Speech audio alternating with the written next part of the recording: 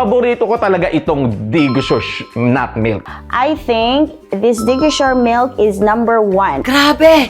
Nakakatuwa talaga ang Digosure milk. Digosure, Digosure. At dahil napatunayan ko na maganda ang Digosure, gusto ko itong i-recommend sa lahat. Subukan nyo rin ang Digosure. I can confirm just 2 cups of Digosure per day, patients will regain their flexibility and be comfortable in their movement without any concern about joint pain. Dati, madalas sumasakit ang aking tuhod at likod, pero simula nang uminom ako ng Digosure, nakatulong ito sa aking katawan. Mas madali na akong nakakagalaw at nakakapag-exercise. Talagang nakakatulong ang Digosure dahil lumalakas ang aking katawan. Sorpresa! May pasabog na promo ang Digosure para sa mga bagong customer.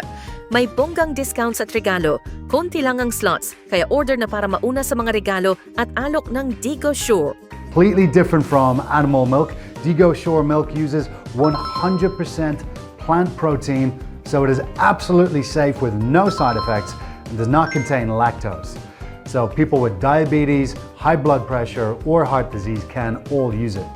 Sa unang 10 araw ng paggamit nito ay bumuti ang aking pakiramdam. Nakita kong hindi gaano masakit. Kaya kong itaas ang aking kamay at iangat ang mga bagay ng normal. Ang kasukasuan ng tuhod ay nawala din. Kaya wala na akong nararamdamang sakit. Kaya kong tumayo at umupo ng komportable. Pati na rin maglalakad ng malayuan. After only 1 month of use, hindi na naririnig ang kasukasuhan ng tuhod ko at napakadaling lumuhod.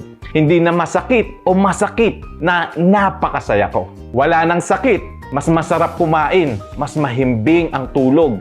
Gumising sa umaga ng refresh at mandi-manhid, lalo na wala ng cramps sa umaga pagkagising. Digosure milk is trusted by millions of joint pain sufferers in the Philippines to improve health, and I myself use it daily to protect joints and improve my health. Ang Digosure ay nagkakaroon ng programa sa promosyon upang matulungan ang lahat na ma-access ang produkto.